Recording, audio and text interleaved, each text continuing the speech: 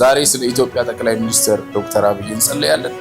ሁለተኛ ስለ ኤርትራ እንጸልያለን። ምክንያቱም በዚህ ሳምንት ላይ ያየሁት ራእይ ምንድነው? ትልቅ ዕውቅና ያላቸው ሰዎች ተገዝተው የኢትዮጵያ ጠቅላይ ሚኒስትር ዶክተር አብይ ላይ በጥይት ግድያ ሊያደርጉበት ሲሞክሩ ለዚህ ለግድያ ፕሮግራም 26 ሰው አራቱ ሰዎች እዚህ አገር ላይ በጉብኝት ላይ ያለ በሆነ ነገር ላይ ያለ በጥይት በጣም የሚገርማችሁ ደግሞ አንደኛው ሀገር አንድ ወጣት የሆነ ኤርትራም ኢትዮጵያም የማይኖር የሀገሪቷ ፕሬዝዳንት ሆኖ በእግዚአብሔር ፕሮግራም ተደርጎ በእግዚአብሔር ፕላን ተደርጎ ያለቀለት መሪ እንዲሆን ጠቅላይ ሚኒስትር እንዲሆን እግዚአብሔር እረኛ ካልሆናችሁ የትኛውም ሳተላይታችሁ አያድናችሁ፣ የትኛውም ድሮናችሁ አያድናችሁ፣ የትኛውም ሰራዊታችሁ አያድናችሁ። የአንድ ሀገር መሪ እንደ ቆሎ ጓደኛ ማሰብ ትክክል አይደለም። የሀገር መሪ ሰፈራችሁ በጣም አስፈላጊ ሰው ሲሞት ብዙ ነገር ነው የሚጎድለው አይደለም። የሀገር መሪ ፈጥናችሁ ጸልዩ። በጠቅላይ ሚኒስትሩ ላይ የታቀደው የግድያ ወንጀል ሚስጥር ሞቷል። 26 የዓለም ሀገራትም ለሴራ ምክርም መክረዋል። የግድያ ከሆነ ኢትዮጵያ ለሁለት ትከፈላለች። ጠቅላይ ሚኒስትሩ በጉብኝት ላይ ሳሉ በጥይት ተሹተው እንዲገደሉ ታቅዷል። ይህንንም ለማስፈጸም የተዘጋጁ ጸጉረ ልውጦች ወይንም ፈረንጆች ሀገር ውስጥ ገብተዋል። ፈጥናችሁ ጸልዩ ሲልም የእግዚአብሔር ሰው ነቢይ ማራናታ ሽመልስ በኢፌዴሪ ጠቅላይ ሚኒስትር ክቡር ዶክተር አብይ አህመድ ላይ የታቀደውን የሞት ድግስን በመግለጥም ሚስጥርን አውጥቶም የተናገረ ሲሆን ይህ ሴራም በዓለም ላይ ባሉ 26 ሀገራት የተጠነሰሰ ኢትዮጵያ ለሁለት ለመክፈል የታቀደ ክፉ ሴራ መሆኑን ገልጦ በመናገር የሀገራቱን ዝርዝርም በማውጣት ህዝበ ክርስቲያኑ ራሱን ያዘጋጅ ዘንድ ተናግሯል። ሌላው በእግዚአብሔር ፕሮግራም የተደረገ ሰው መጥቶ ጠቅላይ ሚኒስትር ይሆናል፣ ምድሪቷን ይመራል፣ በዚህም ትልልቅ የሆኑ ለውጦች ይሆናሉ በማለትም በኢትዮጵያና በጎረቤት ሀገር ኤርትራ ላይ ሊመጡ ያሉትን እጅግ አስደንጋጭና አስፈሪ ህዝቡ ወደ እግዚአብሔር ሊቀርብበት የተገቡ ትንቢታዊ መልእክቶች ተናግረዋል። ትንቢታዊ መልእክቶቹ ምን ሆኑ? በኤርትራ ላይ ሲሆናሉ የተባሉት አስደንጋጭ ትንቢቶችስ ምንድናቸው? በኢትዮጵያ ላይ የታቀደው ክፉ ሴራ ምን ይሆን? የሚሉትን እንዲሁ በመረጃችን ይዘንላችኋል። በቆይታችሁ ታደምጡታላችሁ። በሌላኛው መረጃችን እጅግ ልብን ይሰብራል። የሀገር ባለውለታዎች ለሰው ደራሽ የታመመን አራዥ የሆኑት የጤና ባለሙያዎች እጅግ አሰቃቂ በሆነ መልኩ ህይወታቸው ማለፉ ተገለጸ። በሀገራችን ኢትዮጵያ ላይም ከሀገር እየተዘዋወሩ የሰውን ጤና ለመመለስ ከፈጣሪ በታች ደፋ ቀና የሚሉ ኑሮና ቤታቸውን ትተው የወጡ 7 የሀገር ባለውለታዎች በአንድ ጀንበር አጥተናል። የጤና ባለሙያዎቹ ህልፈተ ህይወት ምክንያት ምን ይሆን? በዚህ ላይ እስከሚመለከተው አካል የተሰጠው መግለጫ ምን ይመስላል? የሚሉትን በመረጃችን ይዘርላችኋል። እስከ መረጃው ፍጻሜ አብራችሁን ቆዩ።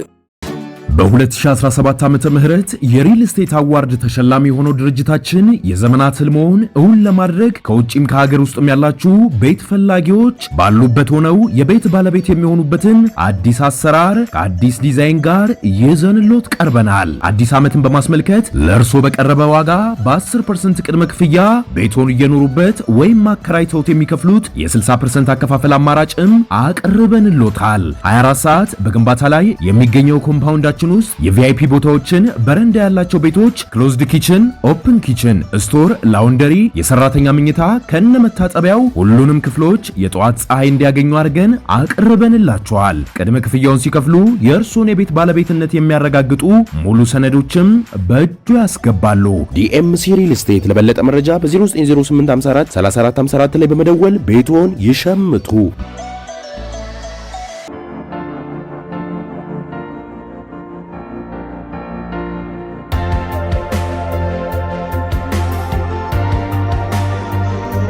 አስቀድመን ወደ ያዝነላችሁ መረጃችን ስናልፍ በኦሮሚያ ክልል በምስራቅ ሸዋ ዞን ቦሰት ወረዳ ትላንት ምሽት በደረሰው የትራፊክ አደጋ የ9 ሰዎች ህይወት ማለፉን የወረዳው ፖሊስ መምሪያ ማስታወቀ። የቦስት ወረዳ የትራፊክ ደህንነት ቁጥር ኃላፊ ኢንስፔክተር ስለሺ በላይም አደጋው የተከሰተው መነሻው ከአዳማ ያደረገ የህዝብ ማመላለሻ አውቶቡስም ከአንድ የጭነት ተሽከርካሪ ጋር በመጋጨት መሆኑንም ተናግሯል። በአደጋው ከሞቱት ሰዎች ውስጥም 7ቱ የህክምና ባለሙያዎች መሆናቸውን የክልሉ ጤና ቢሮ በፌስቡክ ገጹ ባወጣው ጽሑፍ ላይ ማስታውቋል። ቢሮው በተጨማሪም ባለሙያዎቹን በአርሲ ዞን በአገልግሎት ላይ የነበሩና ለሙያ አቅም ማሻሻያና ፈተና ወደ ሐረማያ ዩኒቨርሲቲ ሲጓዙ አደጋው መድረሱንም ገልጿል። በአደጋው ጉዳት የደረሰባቸው ሰዎችም በቦስት ሆስፒታል የህክምና ድጋፍ እያገኙ መሆኑ የተነገረ ሲሆን የአደጋው መንስኤም በፍጥነት ማሽከርከር መሆኑን ተጠቁሟል። የወረዳው የትራፊክ ደህንነት ቁጥር ኃላፊም አክለውም አካባቢው በተለይ የወለንጪት ከተማ የከባድ ተሽከርካሪዎች የሚንቀሳቀሱበት በመሆኑ አሽከርካሪዎች ጥንቃቄ እንዲያደርጉም ማሳሰባቸው ተገልጿል። እኛም በሚዲያችን ስም ለሟች ወዳጅ ዘመዶች ሁሉ መጽናናትን ተመኘን። አስከትለን ወደ ያዝንላችሁ መረጃችን ስናልፍ ፈጥናችሁ ጸልዩ ሲል በጠቅላይ ሚኒስትሩ ላይ የግድያ ወንጀል ሚስጥር ነው ሲልም ነቢይ ማራናታ ሽመልስ ተናግሯል። 26 የዓለም ሀገራት ለዚህ ሴራ ምክር መክረዋል። ይህ ግድያ ከሆነ ኢትዮጵያ ለሁለት ትከፈላለች። ጠቅላይ ሚኒስትሩም በጉብኝት ላይ ሳሉ በጥይት ተሽተው እንዲገደሉም ታቅዷል። ይህንም ለማስፈጸም የተዘጋጁ ጸጉረ ልውጦችም ሀገር ውስጥ ገብተዋል። ፈጥናችሁ ጸልዩ ሲል የእግዚአብሔር ሰው ነቢይ ማራናታ ሽመልስ በኢፌዴሪ ጠቅላይ ሚኒስትር ክቡር ዶክተር አብይ አህመድ ላይ የታቀደውን የሞት ድግስ በመግለጥም ሚስጥሩን አደባባይ አውጥቷል። ይህ ሴራም በዓለም ላይ ባሉ 26 ሀገራት የተጠነሰሰ ኢትዮጵያ ለሁለት ለመክፈል የታቀደ ክፉ ሴራ መሆኑን ገልጦ በመናገርም የሀገራቱን ዝርዝር ይፋ በማውጣት ህዝበ ክርስቲያኑ ራሱን ያዘጋጅ ዘንድም ተናግሯል።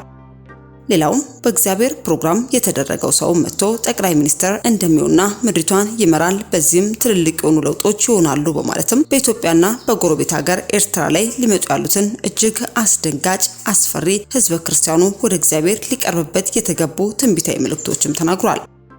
ትንቢታዊ መልእክቶቹ ምን ይሆኑ የሚሉትን ከአንደበቱ እንድታረምጡ ጋበዝን።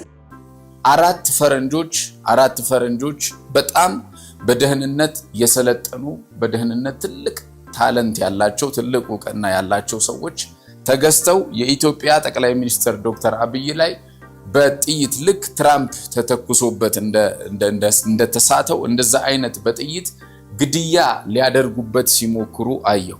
አንድ ሁለተኛ ይሄ ከሆነ በኋላ ምድሪቱ ለሁለት እንድትከፋፈል በሁለት ጎራ በአራት በሶስት አላልኩም በሁለት ጎራ ተሰልፋ ምድሪቱ እንድትናወጥና ከባድ የሆነ ቀውስ እንዲፈጠር በመላው ዓለም የሚገኙ 26 ዜጎች ኢትዮጵያዊ ያልሆነ ለዚህ ፕሮግራም ምክር ሲመክሩ አየሁ። ለዚህ ለግድያ ፕሮግራም 26 ሰዎች በመላው ዓለም 26 ሰዎች ምክር ሲመክሩና አራቱ ሰዎች እዚህ አገር ላይ በጉብኝት ላይ ያለ በሆነ ነገር ላይ ያለ በጥይት ተሽቶ እንዲገደል ፕሮግራም አድርገው አየሁ። በጣም የሚገርማችሁ ደግሞ አንደኛው ሀገር ግብጽ ናት። አብዛኛዎቹ ከ26ቶቹ 17ቶቹ የሚጠጉት ሰዎች ግብጻውያን ናቸው። ይሄንን ራእይ ተመልክቼ ምድሪቱ ላይ ከባድ ሁከት ለመፍጠር ፕሮግራም አድርገው የግድያ ሙከራ አድርገው ምድሪቷን ለመደበላለቅ ይሄ ሪል ነው የምነግራችሁ ለመደበላለቅ ፕሮግራም አድርገው አየሁ። ድንገት ግን የእግዚአብሔር መልአክና የእግዚአብሔር እጅ ይሄ በምድሪቱ ላይ እንዳይሆንና እንዳይከናወን ሐሳብና ምክራቸውን ሲያፈርስ አየሁ።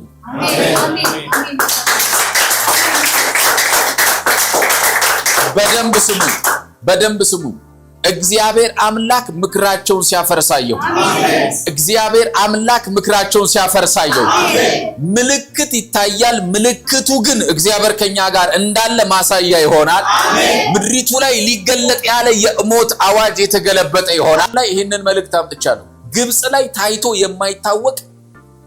የማይታወቅ ጦርነት፣ መንገድ ላይ ጎማ ያጨሱ፣ ፎቅ እየገለበጡ ከባድ የሆነ ወከባ በግብጽ ምድር ላይ ሲሆን አያል። በጣም ከባድ የሆነ ችግር ውስጥ ምድሪቷ ሆና ስትናወጥ አያል። እግዚአብሔር አምላክ እንደዚህ በል አለኝ። ከዛ በኋላ ሕዝቤን አለ ምድሬን አለ ይሄንን ዓመት በተአምራት ያሻግራለሁ አለ። ይሄንን ዓመት የመልካም የምስራች ያበሰርኩ አሻግራለሁ አለ። በምድሪቱ ላይ በኢየሱስም የወጣው አዋጅ የተገለበጠ ይሆናል። በመሪያችን ላይ የወጣ አዋጅ የተነቀለ ይሆናል። በጌታ በኢየሱስም የሞት አዋጅ ዳዊት ሲናገር ነዚህ ያለ እግዚአብሔር እረኛዬ ነው አለ፣ የሚያሳጣኝ የለም አለ። አሜን። እግዚአብሔር እረኛ ካልሆናችሁ የትኛውም ሳተላይታችሁ አያድናችሁ፣ የትኛውም ድሮናችሁ አያድናችሁ፣ የትኛውም ሰራዊታችሁ አያድናችሁ። እግዚአብሔር ጠባቂያችሁ ካለው እረኛችሁ ካለው ይኸውላችሁ። ይሄ የአንድ ሀገር መሪን እንደ ቆሎ ጓደኛ ማሰብ ትክክል አይደለም። የሀገር መሪ ሰፈራችሁ በጣም አስፈላጊ ሰው ሲሞት ብዙ ነገር ነው የሚጎድለው አይደለም። የሀገር መሪና ያ ስለ ሀገር መሪ ስትጸልዩ ኖት ኦንሊ ፖለቲካሊ አትዩት ወይንም ደግሞ ከሆነ ነገር አንግል አትዩት። ዳዊት ሳኦል በሞተ ጊዜ አለቀሰ፣ በጣም አዘነ። እንዴ ጠላቱ እኮ ነው ሳኦል፣ ወዳጁ አይደለም። ማቅ ለበሰ፣ ኃያላኖች ወደቁ አለ፣ ደነገጠ። ለካ ሳኦል እይታው ጠላቱ መሆኑን አይደለም፣ ከሳኦል ጀርባ ያለውን የእስራኤልን ሕዝብ ነው ያይ። እና ስትጸልዩ የኢትዮጵያን ሕዝብ ነው ማየት ያለባችሁ። ስትጸልዩ የኤርትራን ሕዝብ ነው ማየት ያለባችሁ እንጂ መሪውን ብቻ አይደለም። በጌታ በኢየሱስ ስም በምድሪቱ ላይ መለኮታዊ ጣልቃ ገብነት ሆነ። በኢየሱስ ክርስቶስ ስም በምድሪቱ ላይ መለኮታዊ ጣልቃ ገብነት ሆነ። በኢየሱስ ስም የእግዚአብሔር ጣልቃ ገብነት ሆነ። ይህንን ለመስራት ያሉ እጆች ሲቆረጡ አያለሁ፣ ሲከለከሉ አያለሁ። በጌታ በኢየሱስ ስም የ26ቱም እጆች ሲወጣ አያለሁ። ፈጽሞ የጌታ መልአክ ምድሪቱ ላይ ተገለጠ። የጨለማን አዋጅ እግዚአብሔር ገለበጠ። ትውልዱን እግዚአብሔር ያሻግራል። በኢየሱስ ደግሞ ለኤርትራ እንጸልያለን። መለኮታዊ የእግዚአብሔር ብርሃን በኤርትራ ላይ እንዲሆን። በጣም የሚገርማችሁ አንድ ወጣት የሆነ ኤርትራም ኢትዮጵያም የማይኖር ከኤርትራ ውጪ የሆነ የሚኖር ወጣት የሀገሪቷ ፕሬዝዳንት ሆኖ ወደ ኤርትራ ሲገባ አየዋል። የሚገርማችሁ ይሄ ሰው ሌላ ሀገር ነው ያለው። ኤርትራም የለም ኢትዮጵያም የለም። ወደ አውሮፓ፣ ካናዳ፣ አሜሪካ የሚባሉ ሀገር ውስጥ ያለ ሰው ነው። ኦልሬዲ ግን በእግዚአብሔር ፕሮግራም ተደርጎ በእግዚአብሔር ፕላን ተደርጎ ያለቀለት መሪ እንዲሆን፣ ጠቅላይ ሚኒስትር እንዲሆን ፕሮግራም የተደረገለት ሰው መጥቶ ምድሪቷን ሲመራ አያል። በምድሪቷ ላይ አንኤክስፔክትድ የሆነ መለኮታዊ ለውጥ ሲሆን አያል። ትልልቅ የሆኑ ሜጋ ቸርቾች ሲከፈቱ አያል። ትልልቅ የሆኑ ሪዞርቶች ሲከፈቱ አያል። ትልልቅ የሆነ በረከት ምድሪቱ ላይ ሲሆን አያል። እግዚአብሔር ለኤርትራ ምድር ወዳዘጋጀላት በረከት ውስጥ ትገባለች። በጌታ በኢየሱስም ዛሬ እግዚአብሔር እረኝነት ይገለጣል። አሁን አጠገባችሁ ላይ ያለውን ሰው ጨብጡትና ከምድሪቱ ላይ ያላችሁ፣ ከመሪያችን ላይ ያላችሁ፣ ከዛ ስለ ኤርትራ ደግሞ እንጸልያለን። ከምድሪቱ ላይ ከመሪያችን ላይ የሞት አዋጅ ይገልበጥ እያላችሁ፣ ይነቀል እያላችሁ አይደለም የሀገር መሪ የሰፈር ሰው እንኳን ሲሞት ብዙ ነገር ዋጋ ያስከፍላል። ጄላ ባራዳላ ቦራላ ባራዳ ባስ ሮዳላ ባራዲያ ቦሳታካይ ይገልበጥ፣ አዋጅ ይገልበጥ፣ የሞት አዋጅ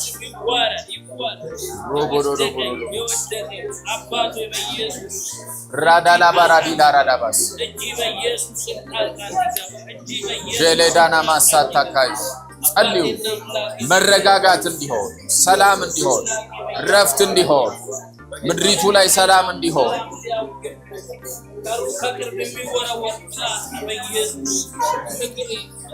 ራባዳላ ባራዳቦስ ራዳላ ባራዳላ ቦራ ራዳራራራራራስ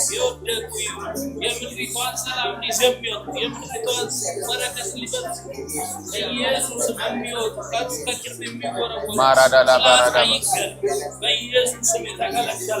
ራዳላ ባራዲላ ባራዳባስ ዛሬም በኢየሱስ ስም መከናወን ያውል።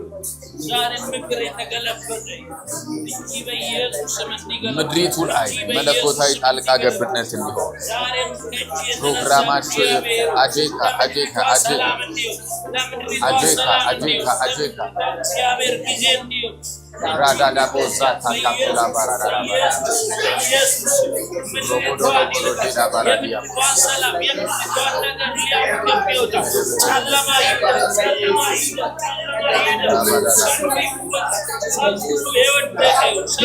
አዋጅ ይነገራል። አዋጅ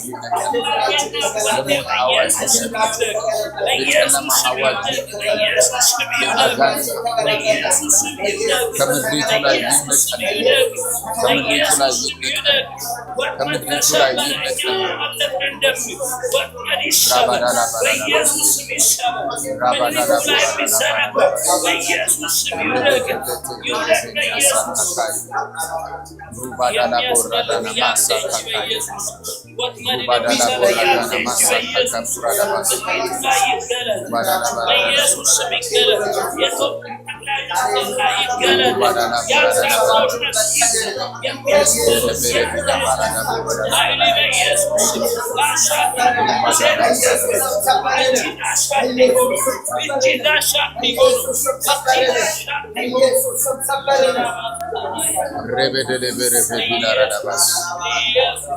Radana Mosoto Rabada la Vena Massa Takaya Zada Borana Baraya Borana